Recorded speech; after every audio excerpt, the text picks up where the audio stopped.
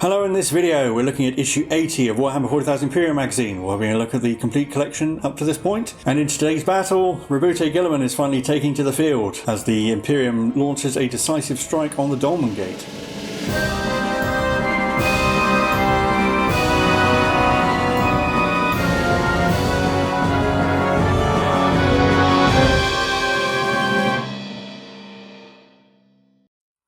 Hello, I'm Mike and this is Will. We are the Tabletop Donkeys. Hello. And we're bringing you issue 80 of Warhammer 40,000 Imperium magazine today. And in this issue we've got the second half of Roboute Guilliman, so we can finish building him. If you'd like to see him in the largest battle of the series so far, you can skip ahead using the timecode in the description or the chapter bars. And also, if you'd like to see an overview of the collection up to this point, there will also be a timecode in the description or the chapter bars.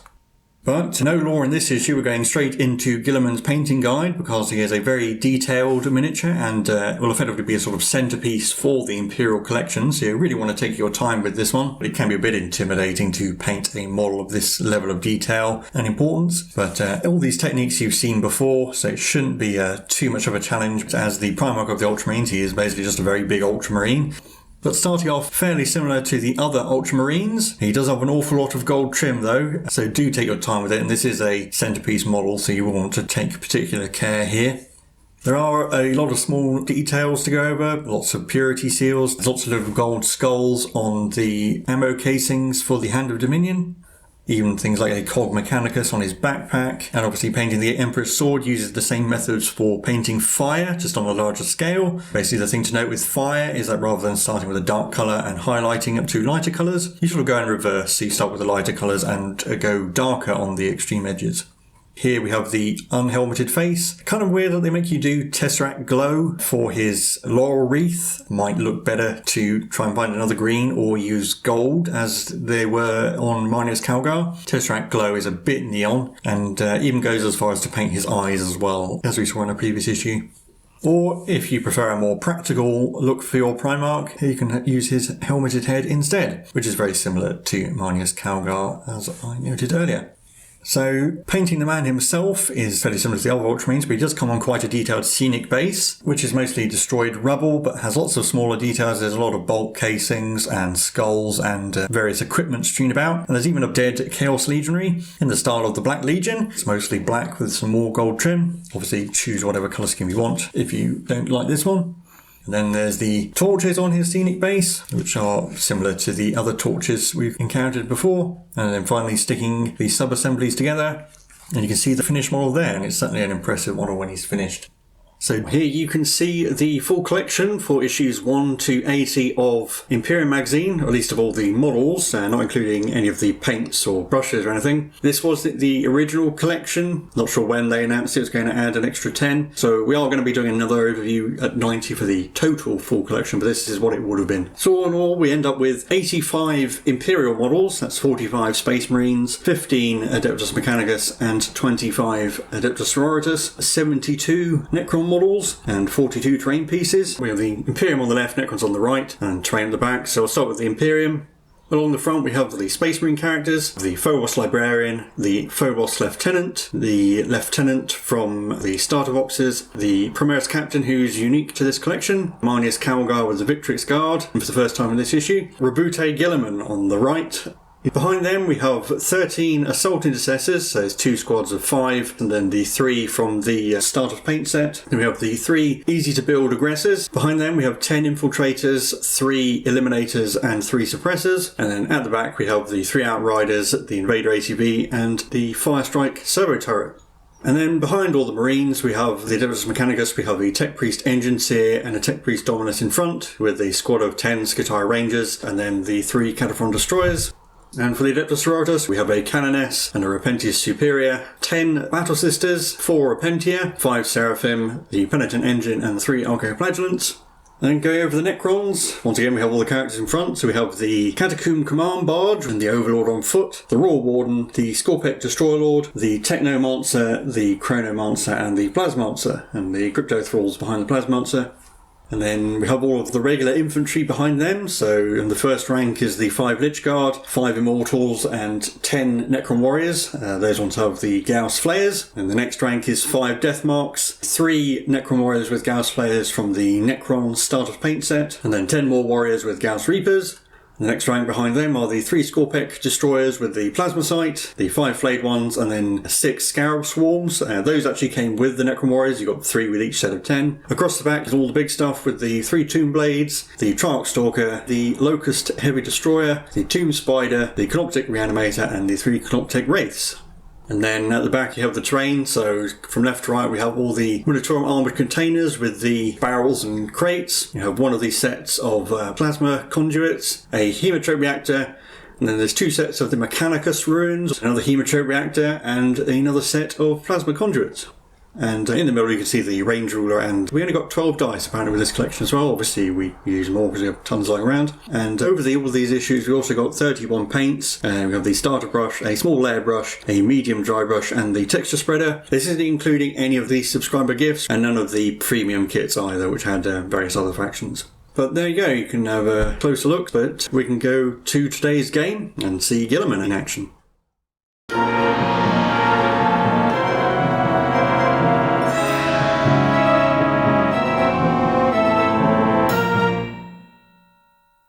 And before we can get onto our game, of course, we have the rules for Roboute Guilliman himself. So, as befitting one of the Emperor's Primarchs, he has a pretty beefy stat line. He has an 8-inch move, hits on 2s, strength and toughness 6, he has 9 wounds, 6 attacks and a leadership of 10, and a 2+ save. He is also, of course, a named character, so you can only have one of him in your army. He's equipped with the Emperor's Sword and the Hand of Dominion. The Hand of Dominion has a shooting profile, which is 24-inch range, rapid fire 3, strength 6, AP -1, 2 damage. Or in melee, it is strength times 2, AP -3, and flat 4 damage. Whereas the Emperor's Sword is a melee weapon with +2 strength, AP -4, and 3 damage, and unmodified wound rolls of 6, inflict D3 mortal wounds in addition. He has the Angels of Death rules. He's wearing the Armour of Fate, which gives him a 3+ invulnerable save, and the first time he's destroyed, roll a d6 at the end of the phase. On a 4+, he is set back up on the battlefield as close as possible to where he was destroyed, and not within engagement range of enemy models, with d6 wounds remaining. Because he broke the Codex Astartes, if your army is Battleforged, you receive an additional 3 command points if he's your Warlord,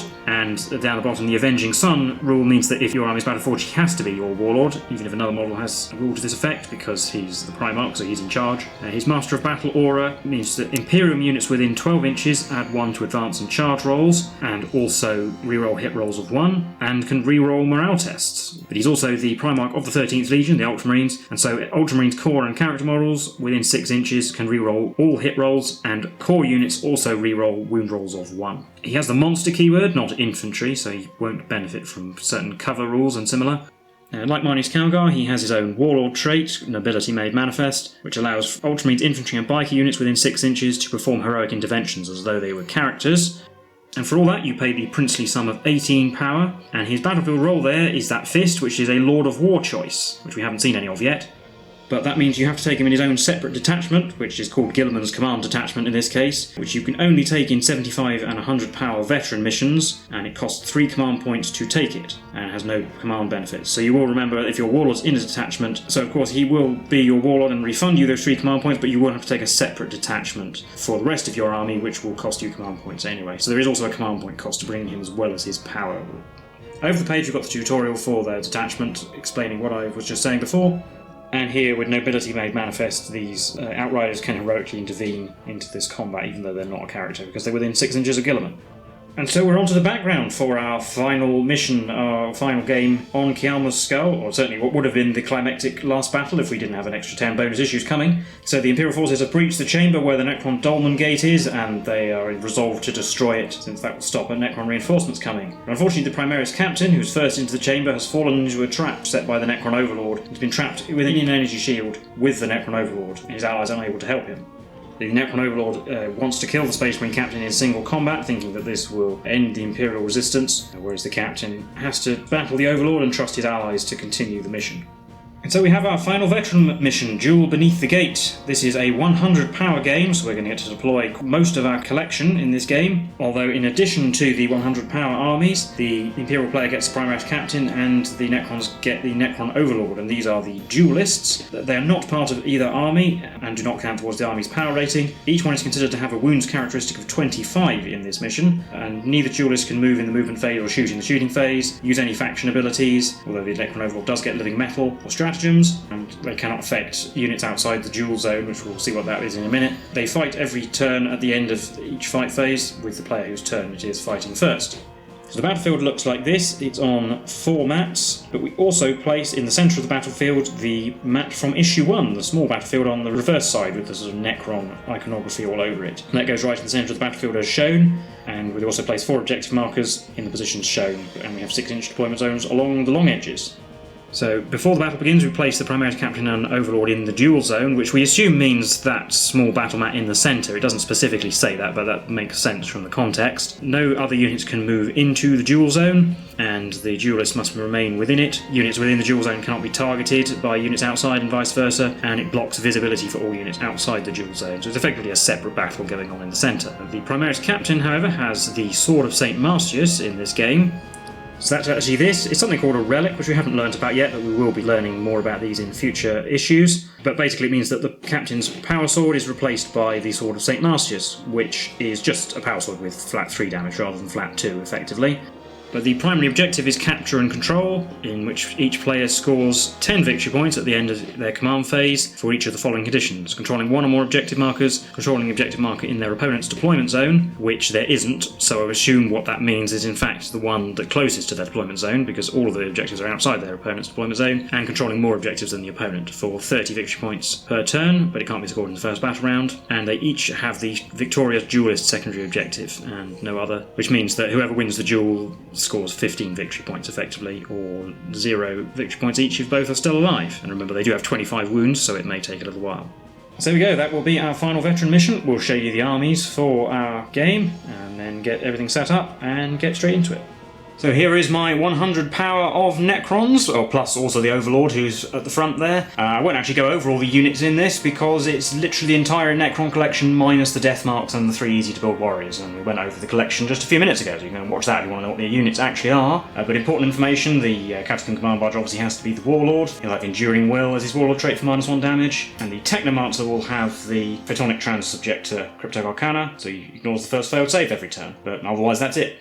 And here is the combined Imperial force. Yeah, so going for representative small 3 factions, I think that's appropriate. We've got the captain in front, again like the Overlord, he's here for narrative reasons, not actually part of the army. And then behind him we have Roboute Guilliman, taking the field at last. We've got the Primaris Lieutenant, the Librarian in Phobos armour, the Canoness and the Tech Priest Dominus. For the Marines, I've got 2 units of 5 Assault Intercessors, unit of 5 Infiltrators, the Aggressors, the Eliminators, the Suppressors, the Outriders and the Invader ATV, and the Victrix Guard as well. And I've also got the unit of Battle Sisters and the Penitent Engine for my Sororitas contingent, and then the Scutari Rangers and the Catamaran Destroyers for the Admech contingent. And Guilliman has to be my Warlord, and technically he comes in his own detachment, so I'm going to be starting with fewer command points than I would normally. Even though he pays for himself, I still have to pay 3 to have the rest of my army in that detachment. And then the Librarian Psychic powers are going to be Hallucination and Mind Raid. Just about get the whole battlefield in shot. You've got the Necrons closer and the Imperium on the other side, and the duel zone in the middle. So obviously the rest of the train is set up as normal, but I'll have a look at the duel zone. And we've actually supplemented the extra board with some special Necron terrain. But don't ask where I got it from, it came from eBay, it's 3D printed by somebody. It makes it look more interesting, and it also helps us remember that you can't draw line of sight through the duel zone in the middle, so that is effectively a large impassable block. And we also assume that flying units can't fly over it as well. I don't think it specifically says that in the rules, but we'll play it like that. And we have our valiant combatants in the centre. So having a look at the Necron deployment first, starting on the left, so there's a unit of Scarabs out on the extreme flank, the Destroyer contingent with the Plasma Sight, the Canoptic Spider there, the unit of Warriors and the Royal Warden, the Reanimator and the other unit of Scarabs behind the pink container. In the middle, advancing on Objective 3, we've got from left to right the Crypto Thralls, the Lich Guard on the front, the Plasmancer and the Technomancer behind them, another unit of Warriors. And then over on right, the Immortals are behind that Hematrit Reactor. There's the Tomb Blades, the Chronomancer, the Command Barge, the Wraiths, and the Triarch Stalker. And the Flayed ones are in their Dimensional Translocation. I've kind of deployed my army in two halves, so you've seen the left-hand half. I've got the Baptist with the Canoness, and my Sacred Right is going to be Divine Guidance, as usual. I've got a unit of Assault Intercessors, the Outriders with the Invader, the Suppressors, behind the Penitent Engine, behind the Hemotrope Reactor, and then Guilliman and the Victrix Guard, sort of centrally placed, so you can support either side if needed. By Objective 1, I've got the Phobos Librarian and the Infiltrators, and I think in the narrative the captain was leading some Infiltrators, and presumably they had just been stuck outside some sort of force field, or he has to duel the Overlord alone.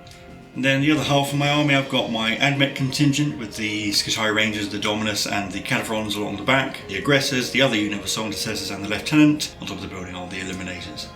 And this is our first 100 power game, which is specified in the veteran mission rules. We start with 18 command points each. Well, obviously Imperium are down to 15 because, as explained before, they have to pay for their main detachment with all the rest of the army in it. Now we just need to roll off to see who goes first. Well, I've rolled a 5. I've rolled a 3. Well, I think I should go first, I'll just be blown away by all that shooting. So we'll do Necrons turn 1. I'm going to pick Shroud Psalm as my Canticle. I'm not going to do a Doctrine yet. I'm not sure there's going to be much for the Skitarii to shoot at. And they also made their 3-inch Ranger move, but we'll see that at the start of my turn probably. And Miracle Dice was a 2, and Space Museum and Devastated option. And Command Protocol will be Protocol of the Eternal Guardian, and even though most of my army will be moving, I will go for the one which is cover for things that don't move, because some things might not move, and I don't think I'm going to be charged this turn because the Imperium are just too far away. In my command phase, my will be done going on the Immortals, and the Chronomatron and the Reanimator are both going on the Warriors with Gas Flayers. Then for movement, out on the extreme flank, the Scarabs rolled a decent advance roll and went and hid behind that blue container over there. In the building are the Scorpec Destroyers, the Scorpec Lord, the Plasma Sight, and the Canoptek Spider. One unit of Scarabs just spilling outside, and there's a unit of Warriors with the War Warden behind them. The Heavy Destroyer is staying back behind this container here. In the middle, the Lich Guard have gone right up to the edge of the duel zone. The Tomb Blades came over to this side of the board. We've got the Reanimator, Technomancer, and Plasma Archer in the middle with the Crypto Thralls. The Warriors on their right. And over on the other flank, the Wraiths advanced right up to Objective 2. The Command Barge is following them. The Immortals moved out to that pipe. Chronomancer is hiding behind the Hemotrip Reactor, and the Trarch Stalker will stay still, so it will get covered. I think that's the only thing it did stay still, though. In the shooting phase, we'll start with the Trarch Stalker. It can draw a line of sight to the Cataphrons on the other side of the board. Because this game's the biggest yet, and because it's going to be really long, we're going to show mostly wounds, but shooting, I'm going to re-roll a wound roll with the Trarch Stalker, because it only got 2 out of 6. No, it's still a fail, so we've only got 2 wounds on the Cataphrons. We got cover, so we actually have a 5+ save now. Yeah, because of Shroud Psalm. Well, I made one. So just 1d3 damage, which does 2. Do the Heavy Destroyer next. It's going to shoot at the Invader. 1 shot, hitting on a 3, re-rolling 1s. It hit. Wounds on a 2, re-rolling 1s. Re-rolling 1s. This is the Destroyer Lord's Aura that helps. Oh, hey, another 1. Oh, well, never mind. Command Barge is going to shoot at the Eliminators. Yeah, so I'm going to use Transhuman on the Eliminators. With much Necrons left to shoot, and it's mostly on that side anyway. And we got 2 wounds. 4+ saves, because we are in cover. Made 1. You know what, I'll re-roll that too. Oh, into fail. So d3 damage. Kills 1. And between them, the Immortals and the 3 Warriors that are in range managed to finish off another one, so there's just Sarge left. And finally, the Royal Warden and the Gauss Tombblade are in range of the Outriders, so we'll shoot them. Spend a command point with the Royal Warden to Technoracular Targeting to automatically wound, because I've got so many command points and nothing to do with them. So. Yeah, and he only got 1 hit, so 5+. No. 2 damage. And the 1 Tombblade did a wound that was saved. There's obviously not going to be any charging, so we're on to the fight phase, at the end of which the 2 duelists will fight, starting with the player whose turn it is, which is me, so the Overlord gets to attack first. As usual, he's got 4 attacks hitting on 3s. He gets 3 hits. He wounds on 2s, because he's strength 10, and remember there's no stratagems can be spent on this, so he wounds 3 times. 3 4+ invulnerables. Made 1, so 6 damage to the captain, he's down to 19 wounds. And the captain gets to hit back. Yeah, he has 5 attacks hitting on 2s. And they all hit. Wounded on 4s, but he's not quite as strong. 3 wounds. 3 4+ vulnerable saves. Remember, these are 3 damage though, because thanks to the Sword of St. Martius. Oh, I made all my saves, so the Overlord is still on 25. But that'll be it for Necron's turn 1, so we're on to Imperium turn 1. So we're going to be fairly cautious to begin with, although the Outriders are steaming up the middle. But one guy can just about get in range of Objective 4, so he'll hopefully only give away 10 victory points. The Battle Sisters and the Penitent Engine and the Assault Intercessors have moved up normally. Don't want to rush onto the objective yet with those destroyers in the building. Suppressors have moved up behind the Hemotrip Reactor so we can see the Tomb Blades. The Invaders moved down the middle. Librarian moved so you can peek out and see some targets for psychic powers. In the middle, Guilliman has moved around the Hemotrope Reactor, 2 Victrix Guard following along. Infiltrators moved so they can all see the race. The Skitarii Rangers have moved out to get a view of things to shoot, but they're still just within 6 of the Dominus. The Canifrons rearrange themselves so the damaged one can get in range of the Dominus, who will fix it at the end of the movement phase. I also spent 2 command points to put Benediction of the Omnissiah on the Canifrons with Data Blessed Auto Summon, and the Aggressors advanced. They can just about see the race through that building. The Sergeant has advanced to get behind that black cargo container, and the Lieutenant moved up normally just to provide aura coverage. So Librarian's going to try and do some psychic powers. We'll start with Smite. It's going to hit those scarabs, I think. So he needs a 5. Gets it with a 9.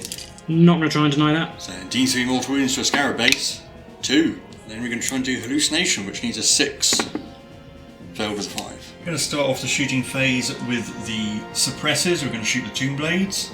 So they have 9 shots, hitting on 4s because they moved. Rerolling everything because they're within 6 of Guilliman, and they are a core unit. Oh, good job we can reroll everything. Only 5 hits, it's not as good as they usually get. And these wound on 3s, rerolling 1s because of Guilliman. Reroll those 2 1s, getting 4 wounds. Everything's on 5s. Oh, we made 3, we lose 1. Does it come back? No. The Outriders fired at the Tomb Blades as well and got 5 wounds. Also thanks to Guilliman, so we've got 4s. And failed 1. Do the Invader next. We're going to put the Multi-Melter into the Heavy Destroyer and then the Assault Bolters into those Warriors in front. So you've got 2 shots with the Multi-Melter, hitting on 3s, rerolling 1s because it's not a core unit, but it is an Imperium unit, so it does benefit from Guilliman's other aura. 2 hits. 3s. 2 wounds. -5, no save even with cover because it's a devastated option. 2d6 damage. 3. I can spend a command point to reroll the 1. Right, there we go, 6 damage. It's destroyed. So the Heavy Destroyer is killed and 1 warrior was killed that didn't come back. Still got Guilliman on that side, and he's going to shoot the Tomb Blades. 3 shots hitting on 3s because they're nice one to hit. Rerolling everything because he is an Ultramarines character. So they all hit. Wounding on 3s. 3 wounds. That was 1. So 4s again. Ah, he kills them. Yeah, the Hand of Dominion is 2 damage flat, so that does destroy them. On the other side, the Infiltrators are going to put some pot shots into the Wraiths. 2 wounds, but they're in cover, so 2+ saves. We're fine. We're getting 10 wounds, so 10 more 2+ saves. We failed 2.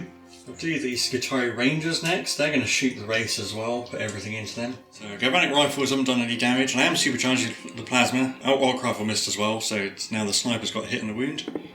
Which I saved. Got a wound with the Plasma. Which I didn't save, so a Wraith will die. I'll reroll that because it'll be annoying for the Imperium if the Wraith lives. No, it doesn't, so 1 Wraith dead. Reanimation? No. We've still got the Canifron Destroyers. The 2 heavy plasmas are going to supercharge into the Triarch Stalker, while the Grav Cannon is going to fire at those warriors with the Gauss Flares, because it's really the only target he can see. We'll do the Grav first. 5 shots on 4s, 3 hits. 3s, yep. 3 wounds. They have a 5+ invulnerable from the Chronometron. Oh, I failed 3, so 3 animations. All 1s, which I can reroll. These are on 4s because of the reanimator, by the way. Oh, no, still 3 fails, so 3 dead. 2d6 shots from the heavy plasmas. 6. These are hitting on 4s. I'll reroll that 1 with Benediction. So only 2 hits. On 4s because of quantum shielding. Reroll because of thingy. We got a wound. With a 5+ invulnerable save. Oh, I made it. That's it for shooting. The Bounty Sisters had a few in range of the warriors on the left. Didn't get anything, but the Eliminator Sergeant got a hit and a mortal wound and took out 2 immortals with 1 shot. So I'm not going to charge with the Outriders. I need them to hold objective 4. So we're just into the combat in the middle. So Captain's got 5 attacks hitting on 2s. Gets 3 hits. And 4s. 3 wounds. 3 4+ saves. Oh, I failed all 3 this time, so that's 9 damage. The Overlord is down to 16. Well, he gets to hit back. He hits 3 times. And we're on 2s. 3 wounds again. 3 4+. I made 1 again. So Captain's down to 13. But that'll be it. We're on to Necron's turn 2. I get a 5 from my Miracle Dice, and my Canticle is going to be Benediction of the Omnissiah, and my Doctrine is going to be Bulwark Imperative. We're into the Tactical Doctrine and Protocol of the Vengeful Stars for an extra AP on 6s to wound. In the command phase, the Overlord in the middle does get living metals. He's up to 17 wounds now. The reanimation being the Chronometron, Man-Might will be done all going on the warriors with Gauss Flayers, and they also got 2 back from the Technomancer.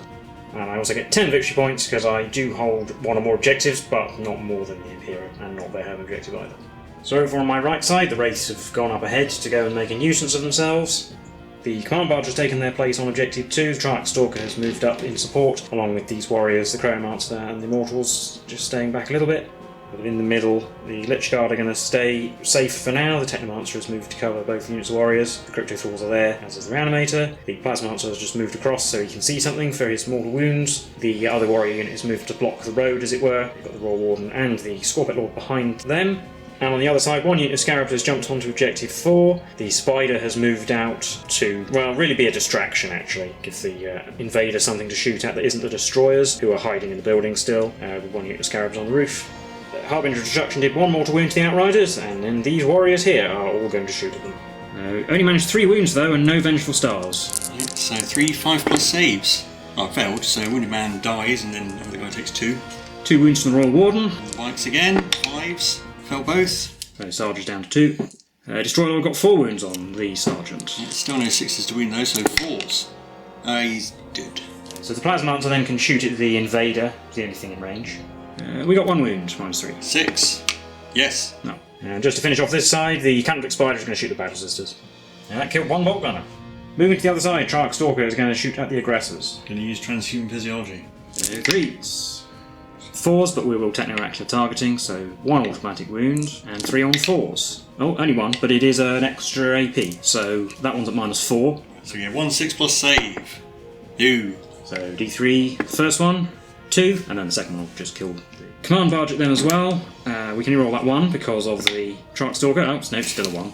4s. 1, but AP -4. 1 damage. I'll reroll that damage roll. It's still a 1, of course.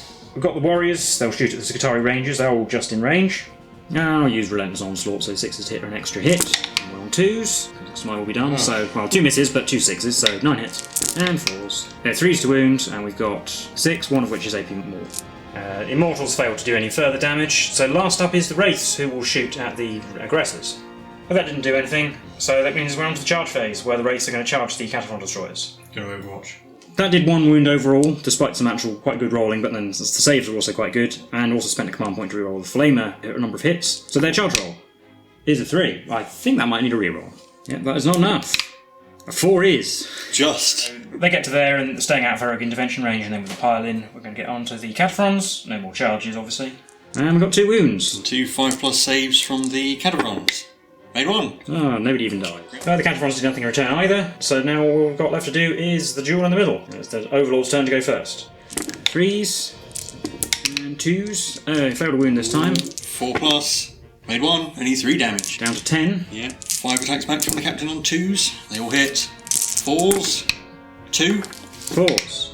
Oh, made both. And the morale phase, finally, the Skitarii need to make a morale test. Yeah, so they lost 4, so 5 or 6 is bad. I can re-roll it because of Guilliman. They're fine. And so with that, we'll be on to Imperium turn 2.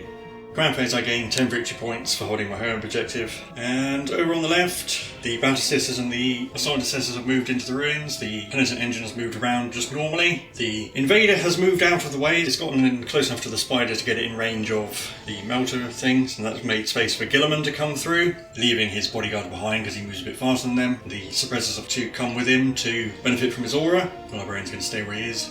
And on the other side, the Infiltrators are going to stay where they are for now to hold my home objective, as are the Skitarii Rangers, as is the Dominus. The Cataphrons are going to move back, and the Grabman will get fixed by the Dominus, back up to 2. Lieutenants come across to help tie up those Wraiths. The Aggressors and the other Assault Intercessors are going to move and try and take Objective 2 from the Command Barge, and the Sniper will stay where he is.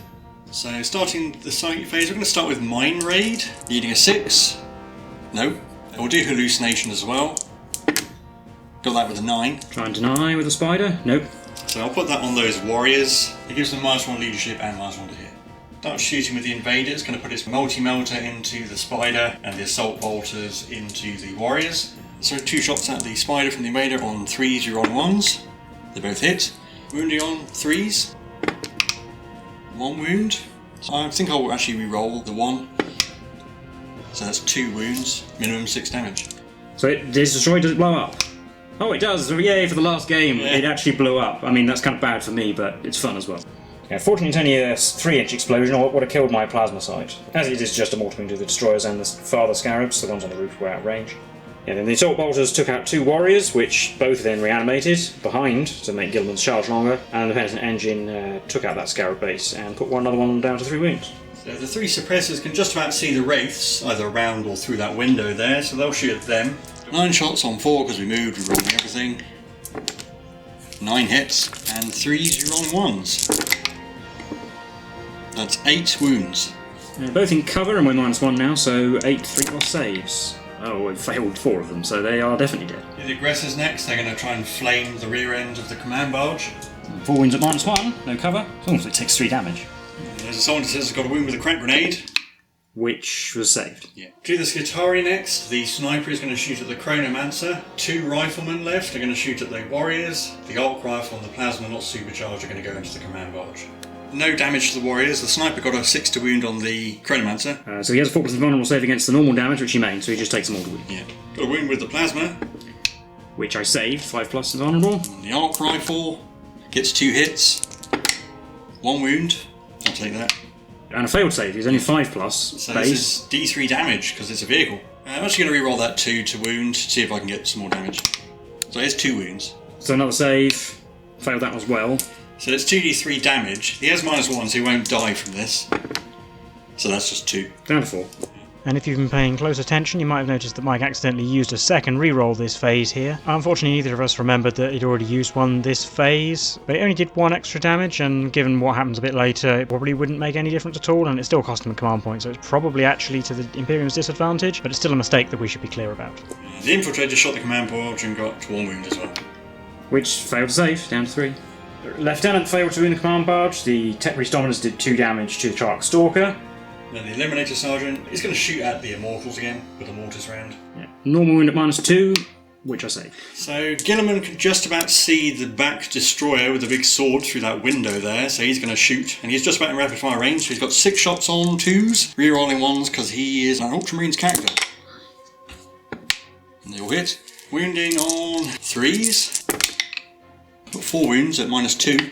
5+ saves. Yeah, 4+ saves because we got cover, so we still failed 1 and it will kill that destroyer. So I will re-roll that. Yeah, into a success, so the destroyer is fine. The Sultan says has actually killed 3 warriors with pistols. Battle Sisters, a couple of them took some pot shots at the destroyers, but didn't do anything. And I don't want to kill too many of the warriors because I want Guilliman to charge. And I think we're onto the charge phase at last. So those are Sultan Sisters there are going to charge those scarabs.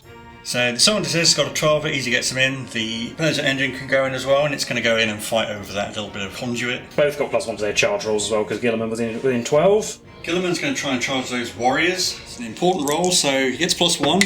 So he gets a 12, gets him straight into the warriors. At the other end, the Assault Intercessors and the Aggressors are both going to charge the command barge. I'll do the Assault Intercessors first. It will overwatch. All needing 6s? No, nothing.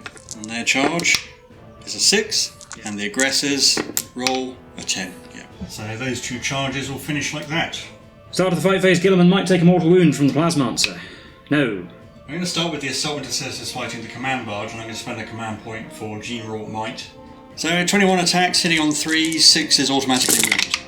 So 6 auto wounds and then 9 hits, needing 5s, getting another 3, so that's 8 wounds from the Assault Intercessors. 8 4+ saves. Fail 4. Yeah, even if I reroll 1, I'll still take 3 damage, he's only got 3 left, so he's killed. Does it explode on a 6? No. So the Assault Intercessors will consolidate so that they form a wall between the Necrons and Objective 2, while the Aggressors can pile in and consolidate, so they'll do that into those warriors just to tie them up. Didn't bother showing it, but the Assault Intercessors minced those scarabs and are going to stay where they are, while the Penetrant Engine will pile in and consolidate around the pipe. And then we just have the big man. Yeah, Guilliman, he's going to use his sword in case I get some mortal wounds. So Guilliman's got 7 attacks that he charged, using the Emperor's sword, so hitting on 2s, re-rolling, they will hit. Wounding on 2s, 6s do D3 mortal wounds in addition. Well, it doesn't even need the D3 mortal wounds because that just kills all 6 anyway, but yeah. Roll it in case. Oh, there we go. Yeah, that would have been 3 mortal wounds in addition. It would have killed 9. And then Guilliman can consolidate just enough to engage the Raw Warden, but not the Lich Guard or the Scorpion Lord. Raw Warden's going to hit back. Look out. He got 3 hits. Wounds on 5s because Guilliman is tough on 6. Oh, 2 wounds though. No AP. 2+ save. May both. The Warriors predictably did nothing to the Aggressors, so we just got the title fight in the middle, with the Captain striking first this time. 5 attacks on 2s. Oh, they all hit. Wounding on 4s. Getting 1. 4+, yes. And hitting back. Get 3 hits again. 2s. Oh, only 1 wound this time. We're still in it. Failed our save though. down to 7. And that will be the end of Imperium turn 2. So we'll be on to Necron's turn 3. So unfortunately with my command barge dead, I don't get any more command protocols. But I got another 5 from my Miracle Dice. I'm going to switch to the Assault Doctrine straight away because I've got to have a load of units in melee. My counter is going to be Litany of the Electromancer in case the flayed ones arrive and try to attack the Cataphrons or the Dominus. Doctrine is going to be Protector, which is the +1 Ballista skill, -1 weapon skill 1. In the command phase, I've managed to pile the warriors in out of range of the Technomancer, so you can't bring any back.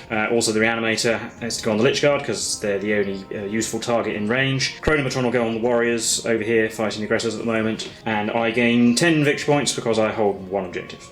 And then for movement, the Scarabs that were on this roof have gone as far as they can forward to go and tie up some shooting. The Destroyers have moved out of the building onto Objective 4. The Destroyer Lord didn't have quite enough movement to get the other side of this wall, so he has to stand in the building and hopefully make a slightly longer charge. Plasma Sight's also down there on the objective.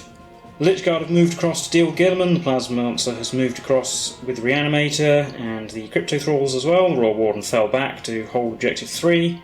And on the far side, the warriors have fallen back sort of forwards towards the objective. The Technomancer came over here. He can't fix the Triarch Stalker, unfortunately, because it's not a Zarakan unit. The Chronomancer is going to stay around there, and the Immortals have moved out of their cover.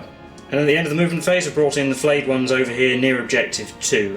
Hopefully they'll make the most impact over here. Harbinger of Destruction will hit Guilliman. He takes a mortal wound. He's down to 8. And then in shooting, we're going to shoot a lot of things at Guilliman over here, so we're going to start with the Plasmancer. D3 shots, all 3, hitting on 3s. He gets 2 hits, and wounding on 3s, because it's strength 7, he's toughness 6. Oh dear. 6 shots from the Reanimator on 4s, 3 hits. And wounding on 4s as it's strength 6, 2 wounds. Well, he's only 3+ invulnerable save anyway. Oh, failed 1. Down to 7. Crypto Thralls failed to do anything, but we've got 3 wounds from the Destroyer Lord's gun. So 3+ invulnerables again. Failed 1 again, down to 6. All the shooting on that side of the board. So over here, the Triarch Stalker is going to shoot at the Assault Intercessors on Objective 2. Going to use Transhuman on those Assault Intercessors. 6 shots on 3s. 4 hits wounding on 4s. Yeah, I think I'll roll them. I think I'll use a reroll here. No, that fails, so just 2 wounds. So 5+, because we were all in cover. We made 1. So it kills 1. Yeah, the Immortals are going to shoot at the aggressors, and I'll spend a command point for Relentless Onslaught. I've got 4 wounds, and the guy who's wounded is not in cover. Yeah, so we'll do these 2 at a time. 5+. So he dies. Sarge does have cover. He's got 4+. He takes a wound down to 2. Technomancer's got 1 wound. So 4+. He's okay. And Chronomancer actually can't see him. He's completely hidden behind the corner of the wall, so he'll just shoot the Assault Intercessors. He hit, and I'll techno-active targeting because it's my last shooting, so automatic wound. So 5+, because we've got cover. No. Melts 1. On to the charge phase. These Scarabs over here, first of all, are going to charge the Suppressors. They roll a 6, I think that's enough. Yeah. They'll do the Scorpic Destroyers next, charging the Assault Intercessors. So they'll go around like that. The Destroyer Lord, who's behind the wall, is going to charge the Penitent Engine. He needs more than a 3, so that's where the command point reroll has to happen, unfortunately, which is a shame, so saving it for the flayed ones. Right, 7 is enough. The Destroyer Lord gets in like that, and the Lich Guard and Crypto Thralls both charge Guilliman. Over here, the Triarch Stalker will charge just the Assault Intercessors, I think. The Triarch Stalker gets into the Assault Intercessors like that, and then the flayed ones will also try and charge them. We're going to need a big roll. Oh, a 9. Well, that would be enough if there were Assault Intercessors still there, but that might not be enough anymore. The Sergeant was just within 10, so they get to about there. Start of the fight phase, Guilliman might take a mortal wound from the Plasmancer. Nope. Also at the start of the fight phase, the Plasma Sight is going to try and juice up the Scorpic Destroyers. So on a 1-1's destroyed, no, so they're +1 strength and attacks. Something is going to interrupt and it's going to be painful, but I think we better do the Lich Guard first, because otherwise Guilliman could easily pulverise all of them. 15 attacks, hitting on 3s. 9 hits, wounding on 3s. If you're curious, Guilliman does not have the Primaris keyword, so you can't have Transhuman Physiology. 7 wounds. 7 3+ saves. Failed 2. You know what, I'm going to re-roll 1 because I'd like him to have more wounds. Yeah, the Crypto Thralls do have 12 attacks coming in as well, so safe. Yep, so he takes 2 wounds. Down to 4. Now I'm going to interrupt with those Assault Intercessors fighting the Destroyers, and I'm going to spend another command point for Gene-Wrought Might. So 21 attacks from the Assault Intercessors, hitting on 3s, rerolling 1s because we can't quite get within 6 of Guilliman, but we are within 12. 6 is auto wound as well because of Gene-Wrought Might. Reroll 1s. 5 auto wounds and 14 regular hits that wound on 5s. That's 11 wounds. 11 5+ saves. Oh, we made 3, so we're taking 8 wounds. We have 1 destroy left and 1 wound. Could get 1 back from reanimation. Not quite. After that little interlude, we're back to doing the cryptic rolls on Guilliman. Oh, they got 1 wound. So 3+ and vulnerable again. Oh, he took a wound. Down to 5. Do the Lone Destroyer on the Assault Intercessors. Yeah, I'm going to use my last command point for transhuman. So 4 attacks on 3s, rerolling 1s, they all hit. And 4s, rerolling 1s. Oh, it made no difference, we've got 3 killed. Destroyer Lord will use the big sword on the Penitent Engine. Hitting on 3s, rerolling 1s. He only managed 2 hits. I will reroll the 2 with a command point. Oh, still missed. And wounding on 3s, rerolling 1s. Double 1. 1 wound. Ignoring damage on 5s. Ignored 1. Flame ones have powered into the building, so they can attack the Assault Intercessors. And actually, the Assault Intercessors would have set to defend when they were charged as well by the Trarch Stalker, but I got 4 wounds from the flayed ones. Yep, so 4+ saves for the Assault Intercessors. Failed 3, we'll lose another one and take a wound. And the Trarch Stalker finished off the wounded one. Finally, the Scarabs, I will blow one up with self-destruction on the Suppressors. 5 does D3 mortal wounds, just 1. And their normal attack's got 2 wounds. 3+ saves. Oh, there we're okay, just. Still my hitbacks from left to right, so we're starting with the Penitent Engine on the Destroyer Lord. 5 attacks on 4s, rerolling everything because it was charged and it has the Zealot rule. Good thing we can reroll. Getting 4 hits. Strength 8, I believe, so 3s. They all wound. 4+ invulnerable saves. He takes 4 damage. Down to 2. The Suppressors and the Invader between them managed to get the 1 Scarab base down to 1 wound remaining. And I've got Guilliman next. He's going to use the Hand of Dominion because he'll be wounded on 2s. He's going to attack the Lich Guard. So 7 attacks as he was charged. On 2s, rerolling 1s. Reroll. They all hit and they wound on 2s. And they'll be killing models, taking on 4. Yeah, 5 wounds. They're all good. So the Lich Guard are entirely wiped out. And then the Assault Intercessor Sergeant, in an impressive display, killed 3 flayed ones.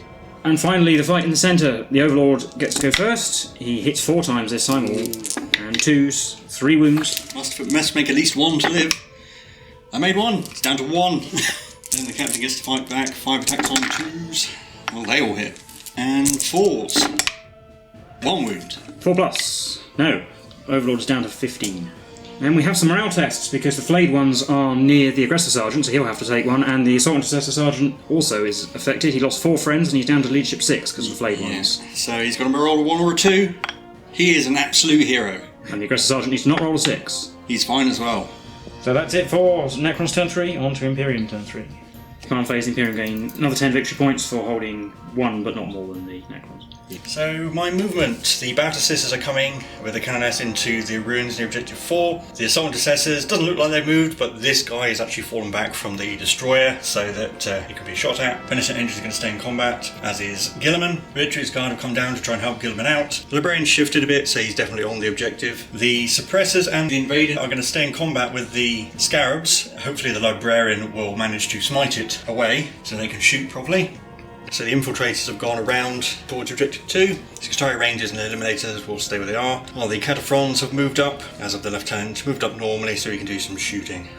Then in the ruin, the 2 heroes, the Aggressor Sergeant has moved out. He's going to go and try and punch the Technomancer, while the Assault Intercessor Sergeant has moved out of the ruins so we can shoot at the Trarch Stalker.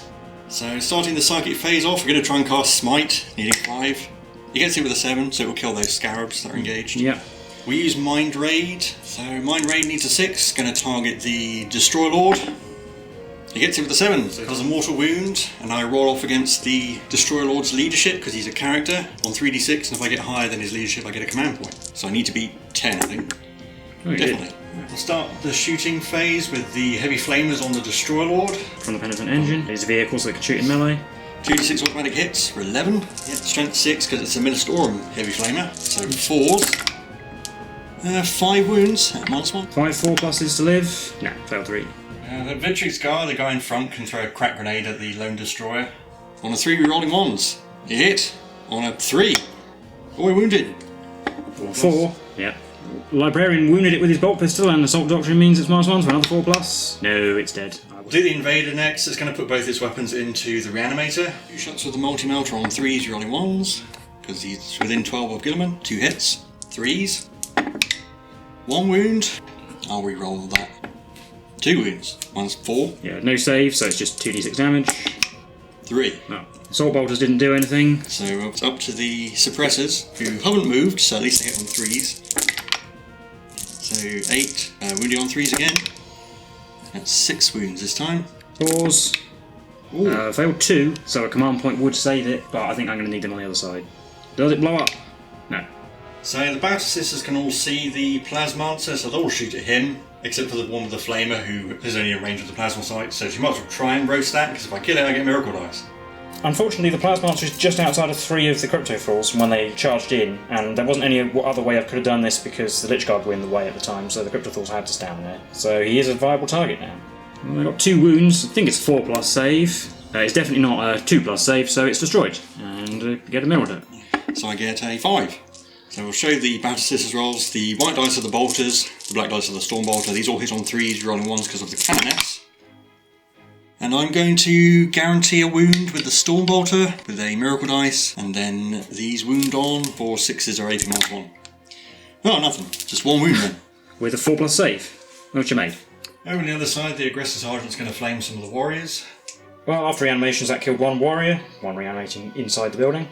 To the Skitaria Rangers next. The supercharged plasma caliber and the arc rifle are going to go into the Trarch Stalker. Sniper's going to go into the Chronomancer, and the 2 riflemen are going to go into the warriors. Rifles didn't do anything. 1 wound on the Trarch Stalker from the plasma. Failed to save, 2 damage. And the arc rifle only has 1 shot at this distance. It hits. 4. Didn't wound. And the sniper on the Chronomancer hit. 3s. Wounded. 4+ invulnerable. Oh, no. It goes through. D3 damage. 3. Oh, he's down to 1. The Eliminator Sergeant will shoot at the Chronomancer. It hits on a 2. 3. Didn't wound. The Infiltrators will shoot the Trarch Stalker, see if we can chip off some more wounds.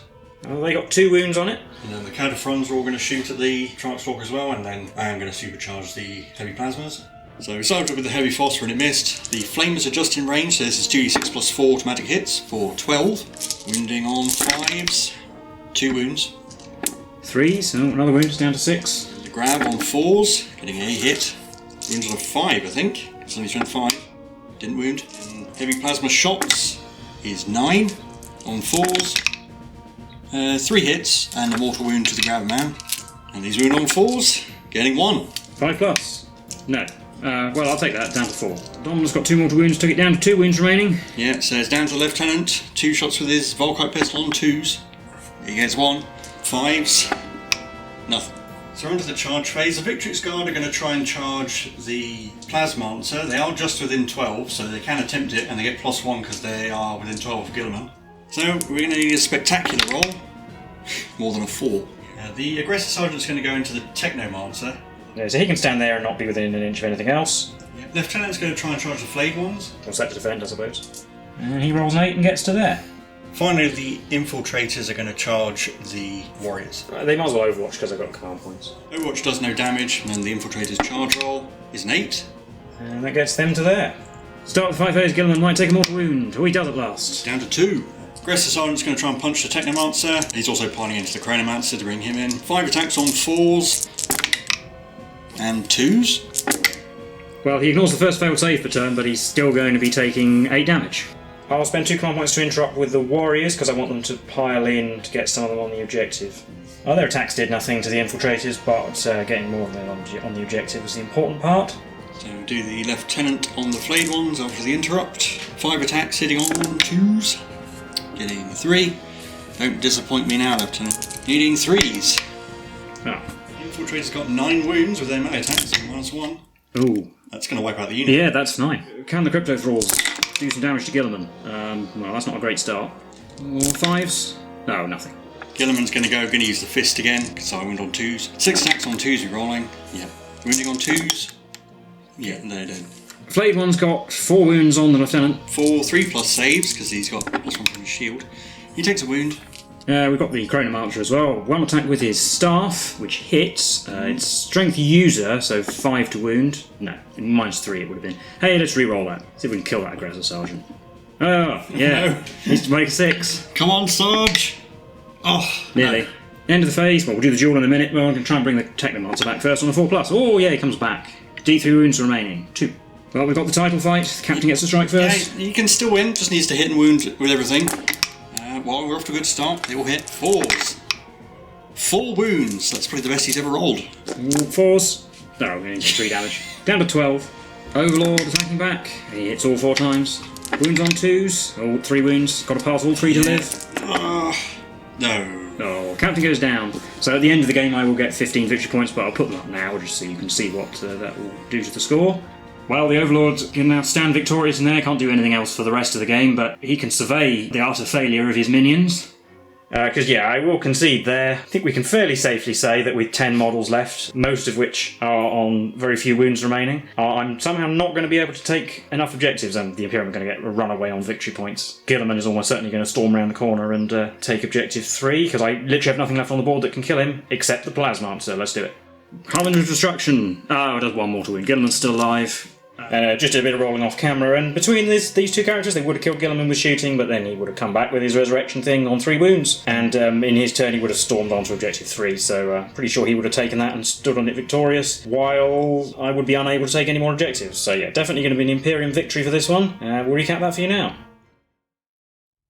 So there we go, that was the game for issue 80 of Warhammer 40,000 Imperium magazine. Although just before we start, I will say that in this little outro we will keep to discussing this game. Because of the extra 10 bonus issues, we'll leave our overall thoughts on the magazine until the end of issue 90, and we'll do a conclusion video. With that said, how do you think that went? Generally pretty well, to be honest. The captain lost a duel. That was kind of it. Yeah, the duel went well for me. Yeah. Not sure anything else did. The whole game was almost summed up by the heavy destroyer. We rerolled a 1 into a 1 and then just got killed immediately. Yeah, you were incredibly unlucky with reanimations. I got barely anything back. We didn't even show all of it on camera, so you didn't see. But you got something like 3 warriors and an immortal. Yeah, I made all my good rolls in the Overlord's invulnerable saves in the middle. I probably got lucky with the infiltrators wiping out all the warriors, but at that point I think the writing was on the wall. I'd easily consolidate on the left-hand side of the board and sweep round to take your home objective. Yeah, I think in general the problem I had, even going first, is it's one of those games where we started a really long way away, and we all know the Imperium have the firepower advantage in this collection. So although I had some nice line of sight blocking terrain in the middle to hide things behind, I also had to split my army into 2 sections that weren't able to support each other, and neither by themselves could really deal with what was on the side they were on. But I suppose I could have sent a lot more down one side and tried to sweep round to your home objective, but you would have just been able to redeploy things from the other side to deal with that, and you might have taken my home objective that way. So with this much stuff on the table, it's just quite a tricky one, I think. Yeah, I mean, things like having the command barge holding an objective on his own, I mean, was important, but he didn't last very long. Yeah, he lasted less time than I thought he would with -1 damage and everything. Even the flamethrowers did it in for him, which was a shame because it meant I lost all my command protocols. It was probably a misplay at the end of the day, but I didn't really have anything else that could stand on the objective. Everything else was too far away, so I'm not entirely sure what choice I had. I tried to stay away from your shooting units because I knew that anything I sent into the guns of the Cataphrons and the Scutari would probably just die. Your wraiths were mildly annoying, but I got rid of them fairly quickly. The destroyers, I counterattacked and killed 2 of them. And you were pretty unlucky to not kill the Penitent Engine with the Destroyer Lord. The problem was I found myself in a position where you were either going to interrupt with Guilliman or some Assault Intercessors, and either one would have wrecked one of my powerful units. Yeah, and that's exactly what Guilliman happened. obliterates everything he'll come into contact with. Maybe he isn't quite as durable as Calgar, because he only has 1 more wound and doesn't have half damage. Yeah, and the fact that he buffs Imperium units in general as well. And he has the Chapter Master ability to all Ultramarines around him, and he's a Lieutenant as well. 18 power is quite a lot. Technically he should be 19 power. I think they increased it. But he does do a lot, and you can see if you built an army around his reroll aura, then you could certainly get a lot of value out of it. Yeah, and the fact that it helps characters as well. And which also helps himself, of course, which is handy. He's all rolls his own ones. Oh, we didn't get to see his Warlord trait in action, because it lets Ultramarines heroically intervene. Probably not too helpful in this collection, really only helpful with melee units, which are only Assault Intercessors. But it does give them a bit of extra threat range. And Outriders would be good with as well. Obviously, we've got the 10 extra issues to come. You're not going to use him in that many games, but bring him with an actual assault-orientated Space Marine army or something and see what he can do. An all-Marine force. Yeah, and they have the weird detachment system in this, which is pretty much how it would work, I think, normally, because you would have to take him in a Supreme Command detachment in the full rules, but you still would have to pay command points to bring him, basically, even though he refunds some of them. Other interesting thing to notice is that he's a monster. It does mean that he's slightly annoying to move around because he can't go through walls. He has only 9 wounds, so it doesn't mean he gets look out, sir. He's within the threshold for that. So he's probably going to have a big bubble of friends, even though I didn't really have that. Victory Scarred were a bit too slow. It's funny, you almost have a choice to make, sending him forward by himself where he can quite capably deal with things, or standing a bit further back and helping out everybody else nearby. Yeah, in my second turn is when I decided I needed him to go forward and be a big distraction, and it worked. My plan was always basically to ignore him, and if he tried to go for my home objective like you did, to just try and kill him with things. He might have died if I'd rolled a bit better or your rolling had been a bit worse, but I think it would have already done its job by that point. He's definitely not invincible. He might appear that way. Yeah, and I think perhaps if we weren't using the games with the collection, where my army was built a bit differently, you would have perhaps needed to be a little bit more careful with him, because we saw in this game the problem that has developed towards the end of the collection, where I've got all these small units that don't individually have all that much damage output and are quite easy to kill. So a big threat will appear and I just can't kill it,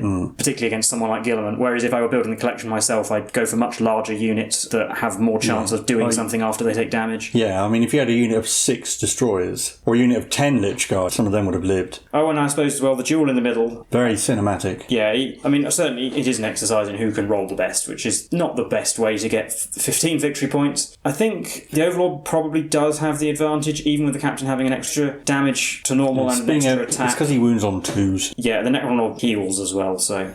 And obviously, well, Guilliman as a model, I do like him. He looks suitably impressive for a Primarch, and a good way to cap off the collection, I suppose. He is a suitably impressive centrepiece. Probably, I would say, over-detailed. There's probably slightly too much filigree. Could do with turning it down a bit. Yeah, I mean, he's supposed to be a collector's model as well, isn't he? So something you need to take extra time on. Yeah, and certainly if you're not collecting Ultramarines, I suppose it's a good painting project if you like painting and modelling. Really practice your painting skills. You can do effects on the sword and all sorts of things. Yeah, object source lighting if you want to go crazy with it. Yeah. That'll look pretty good. I mean, if you compare him to, say, Calguy, I think he's actually quite small physically because he's standing on such a huge mound. But if you took him off his mound, he's very slightly taller than Calguy. Yeah, he's about a head taller than a Primaris Marine, which I think he's probably in scale with the Forge World Primarchs. And Calguy is in Gravis armour as well, technically. Yeah. The funny thing about him is he almost looks weirdly proportioned because his head is the same size as a normal Space Marine, but his body's so much bigger. Yeah, he's tiny little head. He's probably actually more anatomically correct than most of the Space Marine models, but it just looks weird because we're so used to seeing Space Marines with big heads. Pretty good value as well, getting him for £16. He's probably about £40 normally, or £18 I suppose. But yeah, basically half price. And he still looks pretty good in 10th. I haven't looked at his rules too much, but he has many attacks with the sword, so... Oh, and also this would have been the complete collection for all 80 issues if we weren't getting another 10 bonus ones. 10 bonus ones add a bit more to some of the armies, but in terms of the overall collection that we looked at the start of this video, yeah, it's pretty good, I think. The 2 subsidiary Imperium factions don't get quite as much, which we'll discuss more in the end conclusions. But certainly the Necrons and the Space Marines, you get a pretty solid foundation. It sets you up pretty well, I think, to have a good army of both. Yeah, maybe if you're not playing Ultramarines, it's not quite so good for the Space Marines, but it's still a solid enough foundation. Calgar and Guilliman are just nice bonuses. Yeah, and you can probably find an Ultramarines player somewhere and trade them if you really want to, or sell them to somebody else. And it does start you off with 3 different Imperium armies, but we are fortunate enough to get to another 10 issues of more stuff to come. So we will have videos on those coming up, perhaps not immediately, but we might do a couple of other things before we get to that. But that'll do it for this video, so let us know what you thought in the comments below, thoughts on the whole collection, thoughts on Guilliman, thoughts on the final battle, anything you've got to say, we'd be interested to know. If you enjoyed the video, then do feel free to leave a like and subscribe. We've been the Tabletop Donkeys, and we'll see you in the next one. Bye for now.